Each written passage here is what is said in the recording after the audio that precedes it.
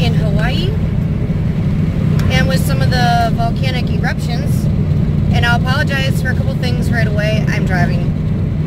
And I have my windows down because Logger's with me. You can see him, a little bit of him. Logs, buddy. And I have the window down for him, so it's a little bit loud. And for some reason, with this new phone, I can't figure out, when I hit record, it like zooms in. So, like if I turn the camera on and it's this facing, front facing or whatever, it's like you can see more of me and it looks better, kind of. But then when as soon as I hit record, it like zooms in on my face, and I have this suction cup to the windshield, so I can't change it. I've tried for like 10 minutes, 15 minutes in the car. I can't figure it out. So I apologize. You just see like my forehead and my face. So anyway, oftentimes I research and study things that aren't always strictly flat earth, you know, geocentric, biblical cosmology type of things. And lately, I have been completely enthralled and obsessed with researching like seismology and volcano activity that's been happening, especially in Hawaii. I'm trying to get my windows to not, like, you know how you have like one or two open and it makes your eardrums go duh, duh, duh, duh, duh. That's what it was doing. So May 3rd, the Kilauea caldera on the big island of Hawaii, they started having a lot of seismic activity, a lot of little earthquakes. They started getting like eruptions from the crater called Halemaumau. I think that's how you say it. And that is actually a lava lake, so it was completely full with lava inside this giant caldera called Kilauea. And Hawaii is made of 5 volcanoes. Kilauea is just one of them. And I think it was around May 3rd it started really showing like more activity. And to the point where what started happening, and this is just fascinating to me because normally like a volcano erupts and you get eruption and activity and the vent is there at that volcano. Now Kilauea is what's called a shield volcano, so it doesn't necessarily erupt like a pyroclastic, I think it's called, kind of volcano where it's like the mountain and the peak and everything explodes at the top and then it runs down the sides and you get this gigantic ash plume. You still get some pretty impressive ash plumes from the shield volcano, but it's more like on a flat surface. So the earthquakes, we had some of the ash plumes and the eruption events, but lava wasn't really coming out of the crater. The lava started sinking and draining out of the crater. And eventually up to about 20 miles away along a lava rift, a known lava rift around what's called Leilani Estates in Hawaii, the Big Island. The earthquakes, between the earthquakes and lava tubes and these this lava rift under the ground, they started cracking, so big giant cracks in the earth, and also fissures started forming. So the fissures are where this lava that is draining from Halemaumau crater lava lake, where that lava is draining, it is coming up 20 miles away, up to 20 miles away, and these lava rifts. So they started counting them, and they've made all the way up to, I believe there's 24, there might be more than 24 now. But it's been absolutely fascinating over the last month. I really started getting into watching it, and really that's all I'm doing, watching, because I'm in Pennsylvania. You know, I wish I could fly there and document, but I can't. But I've been sharing as much as I can and educating, but I'm just giving you my, like, what I've observed just from people going live and recording on their own, the videos and the photos. All the way up to 24 of these fissures. And it's just been absolutely fascinating. Like I said, right around Mother's Day, is when I really started getting into like faithfully, obsessively watching, because there was a couple groups on Facebook that are like media outlets in Hawaii. Hey buddy. Media outlets in Hawaii that started recording some of these fissures that were pretty impressive. They started recording them live. So the fissures, some of them were like, I think what they call splatter cones, where the lava was just splattering up through. Some of them were really just steaming or releasing gas. Some of them were literally creating what's called a fountain. So almost like a geyser of water, but it would be a fountain of lava. And we've had some that have shot hundreds of feet into the air. Some of the fissures would build up pressure and then explode and send like ballistic missiles of rock and lava. We called them lava bombs through the air. And I'm talking hundreds and hundreds of yards these things went. While all these fissures were erupting, oozing lava, spraying lava, the fountains, all that kind of stuff. They've created lava rivers, lava pools, and eventually this lava has made its way to the ocean. We called it ocean entry. So the whole time, you know, that the people that live there are concerned about, you know, lava and how the danger of just the lava in general and the lava rivers, and unfortunately just destroying farms, farmlands, houses, developments, beaches.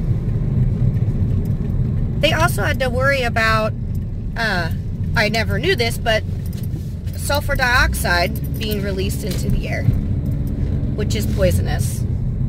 And then once the lava gains what's called ocean entry, once the lava hits the water, it creates hydrochloric acid in the sky, and also little particles of glass that you could inhale, which is also a huge danger. So it's just been,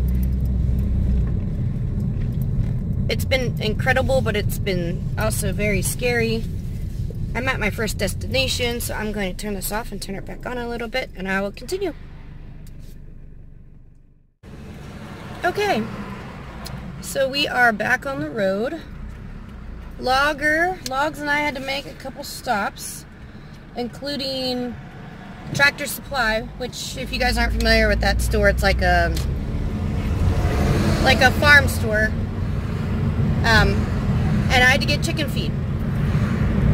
So, and Logger gets to go in with me. So if you see him back there with a harness on now, that's why. Because he walks like a husky, pulling a sled. Even though I've walked him since he was like 5 weeks old, he still walks. Hey, buddy. Hey, hum bun. He still walks like he's pulling a sled. But anyway, I had to go in there and get chicken feed.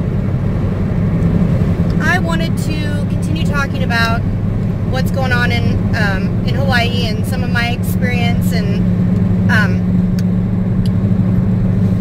I don't remember exactly where I left off, but some of the things I wanted to remember to say was like the live feeds that were going, some of the companies that were doing live feeds, and some of the individual, I don't want to say characters, but the like spokespeople. There's a guy named Ikaika Marzo. There's a woman who is in the Hawaii media named Malika Lincoln, and I know I'm probably saying that wrong. There was a storm chasing group that I was following for a while called WX Chasing, and there was another media outlet called Honolulu Civil Beat. Civil Beat seemed to be the one that really like did a lot of the live feeds, and really informative. And I mean, at some points in time, you could jump on it any time of the day, and they had those cameras fixed on some of the biggest fissures that were going off, which was just really amazing. And they were either live on Facebook or they were live on their YouTube channel. And I would check them out because they have a lot of good video, and they cover other things as well. And it was just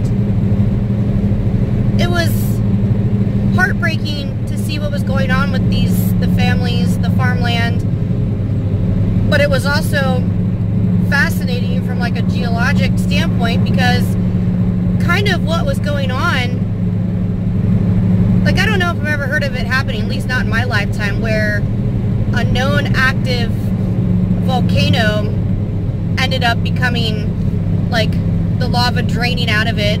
That crater has now, the Kilauea caldera and the Halemaumau crater has now drained of its lava. They said it was probably drained about 2,000 feet. I don't know how they could tell that, but that's what they're saying. And that they don't know that there's lava in it anymore. I mean, it could become a completely disengaged, dormant volcano now because of this. And I mean, they have a park surrounding it, you know, people take tours of it because of the lava lake, and now it's gone. And it's all, a lot of it's draining underneath Leilani Estates and going out and coming out in these rifts and going to the ocean. So something like this is kind of like extremely historic, and it's been pretty crazy to be able to watch it live. And I just really appreciate these companies and these individuals that have also had the fascination and the respect for this, what's going on in nature, but to be able to share it with all of us. I would never be able to witness something like that in real life. I hope I don't, as far as losing farmland and home and being evacuated and all of that.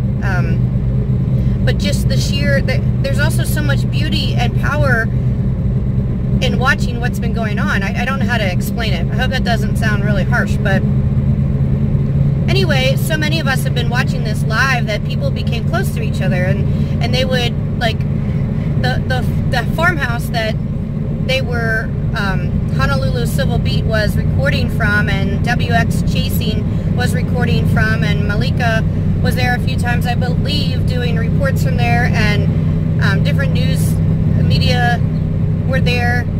It was a guy named John, and I think it's Dave is his partner. I'd have to double check that. It's their farmhouse, and it was from their balcony, and they were up on a hill and about half a mile away from most of these very, very active fissures, so they were safe. But it was just incredible to hear the noises when the lava bombs would go off and the steam would vent, and we got to watch live some of those fissures just get gigantic, and some new ones pop up, and new ones create huge lava flows. I remember thinking it was just insane watching the first couple rifts open in the fissures, and watch the field behind it and the woods behind it disappear and just become totally black. And I'm like, realizing that's a lava field. Now, I mean, it's 100 times worse. I never in my wildest dreams thought I was going to progressively get as bad as what it ended up getting. Very, very impressive. It's like watching like flooding and any kind of natural disaster. It's just like, there's nothing like it. I mean, you definitely have to respect it. So much thanks to those people that allowed their house to be used like that, you know, 24/7. In fact, I think they kind of moved out and evacuated, and they would come back to visit because they had animals and such. In fact, speaking of animals, they had a bunch of chickens, and they had this one rooster, and anybody that has been following along knows that these live videos would consistently, probably every hour on the hour, have this rooster crow. And it was just almost endearing, because this dear rooster, you know, roosters don't like new people coming around because they're very territorial, and they don't like loud noises, anything that really threatens them, their hens and their chicks. They're very vocal about it. And I'm going to turn off here because we're going to go maybe take a little mountain drive. Did you hear that, buddy? You want to go to the mountain a little bit? Because I think it'll be cooler in the mountain. It's just so pretty out. Anyway, this rooster was just like so extremely brave, and we ended up naming him Rusty the Lava Rooster, because I mean, every day he would take on this lava exploding, and he would crow at the lava and at the fissures and at the explosions and the lava bombs, and it was just really, really endearing, and it was kind of funny. And you know, I respected the rooster trying to protect his family from this. there were some groups made so that, because eventually now they don't have the live broadcast anymore, because eventually what happened is so many fissures opened up that it was cutting off the roads for people to be able to access, for them to leave and evacuate. They never thought it was going to get to that point. They thought they would always have multiple ways to leave, and because new fissures broke out, new very big fissures with, you know, the fissures are one thing, but you don't always know from the lay of the land which way that lava river is going to flow. So eventually they all had to leave, and they were going to try to find a new place to do a new live stream from, but it hasn't really happened yet, which is kind of sad, because it was really incredible being able to share that experience with so many people and watch live this like historic natural event. And I know, like I said, there's so many mixed emotions, because it's so sad watching the land change and watching homes get destroyed and people having to evacuate. But then a lot of people make a good point that the Hawaiian Islands, there are a volcano. Like, there would not be life there and what you see there without those volcanoes. So it's just like a catch-22, you know? And where there's farmlands and orchards and homes being destroyed, and there may be new volcanoes and new lava lakes being created in a different area because the old one may go dormant because it's been drained of all its lava, and because of the new ocean entries, that is creating what's called black sand beaches now, which is fascinating. I never knew, you know, why that happened. So already some of the areas where the first couple fissures that drained to the ocean, they have already created new black sand beaches, which, you know, I might not see it in my lifetime, but in someone else's lifetime that will probably just add to, you know, the tourist area. And I'm assuming this new place where the lava has come up, because the lava is drained from the volcano, that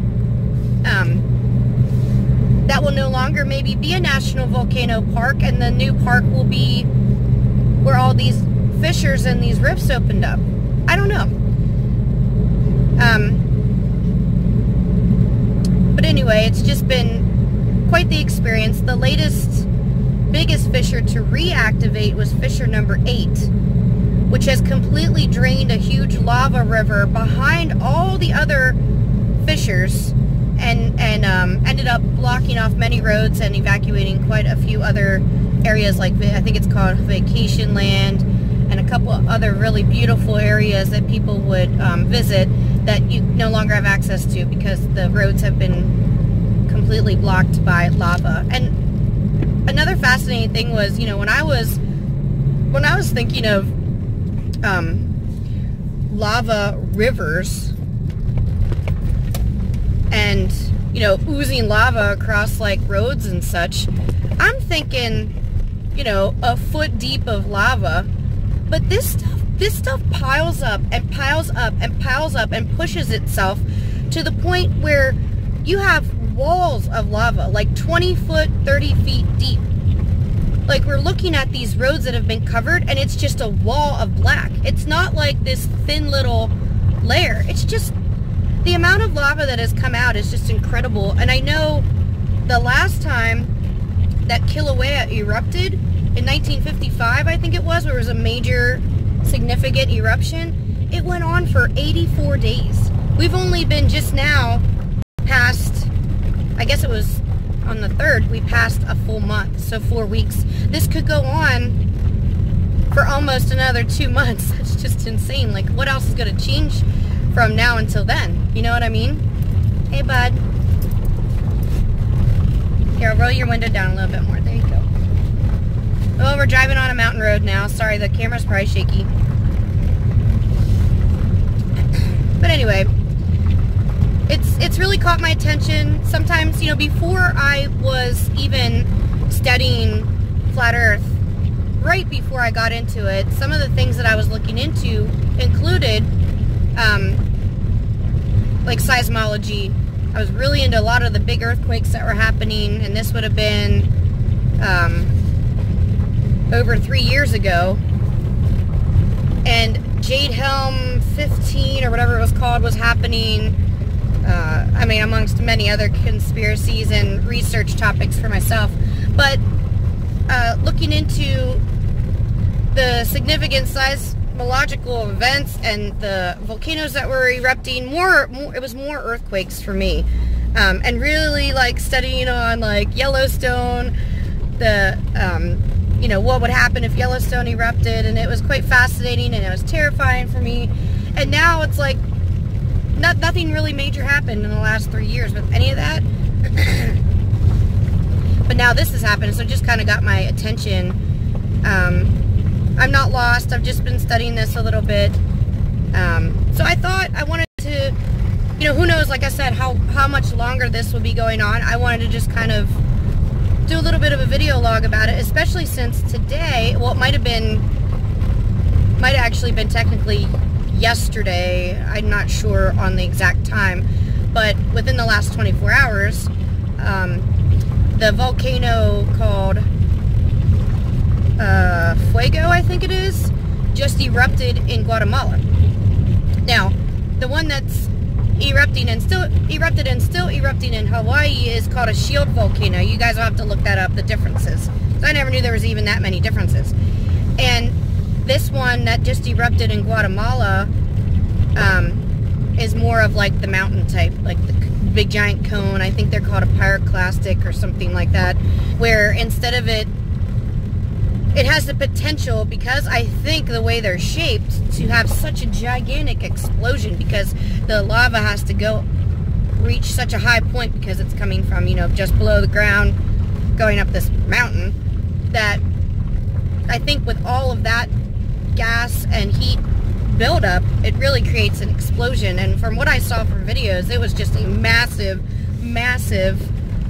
ash plume explosion and lava exploding out, rolling down the sides, creating, I don't know if it was creating rock slides and such, but it definitely created a lot of damage. And unfortunately, last I heard, like 25 or more people had already died from it. That was like this morning. Right now it's 6:30 in the evening. So very, very sad. But it kind of jolted me today, and I'm like, huh. Some people were like, oh, well, volcanoes are erupting all the time. Well, yeah, they are. They erupt and they release steam and they vent and a little bit of lava will ooze out, blah, blah, blah. But you don't always have significant eruptions and events happening at the same time, you know? So I thought that was maybe something I wanted to throw in there too, and I'm going to keep watch of it when I get home and see if anything has changed. Another thing I wanted to mention, and everyone who's just following the volcano, they're not going to understand this, but all my flat earth friends, I thought something was very interesting to note as I've been watching this like nonstop for a month, is that all the fissures that were extremely active as far as like creating the lava fountains, spraying hundreds of feet in the air, they would become less active. I'm trying to remember how it was. Like from what I observed, when the sun was leaving, you know, because we observe a small sun, small moon that are very similar in size, and that they cycle over a flat plane. They cycle in a circle, almost like a record player. And the moon moves slower than the sun. So, okay, what am I trying to say? I'm trying to gather my thoughts here. A lot of people, like during the live videos, if there's like question and answer times with someone like the geologist, a lot of people were like, why is it that the fissures are becoming more active when it's nighttime? And a lot of people were saying, oh, it's got to be the moon, it's got to be the moon, it's creating a gravitational pull. And I was like, wanted so bad to like jump through the screen and be like, okay, so what's your excuse? It's been a whole month. What's your excuse when the moon is not out during the nighttime and it's out during the day? Because you're not observing a change then. So in my mind, I'm thinking, is the sun having some kind of a relationship with the pool or the energy, whatever is forcing this lava to fountain or to change? You could definitely tell that when the sun was leaving, almost like when the sun was there, it was maybe the sun was like suppressing, like it was some kind of force. It was suppressing the flow and the power from these fissures. And when the sun would leave, because when it became dark out, those fissures would double in size and become more active. And they also mentioned that it had something to do with the tides as well. I feel like that could be a really fascinating, you know, avenue to study after all this has been said and done. And I think that that would be a win, you know, for flat Earth. Because anytime we can figure out how the stuff in this world works, you know, believing or understanding that yes, there's lava tubes and there's lava rifts and there are volcanoes and there is magma and all that stuff doesn't negate the fact that we observe the Earth is flat and stationary. It doesn't mean that we believe that there's a molten lava core in the middle of a spinning planet. Let's just get that straight.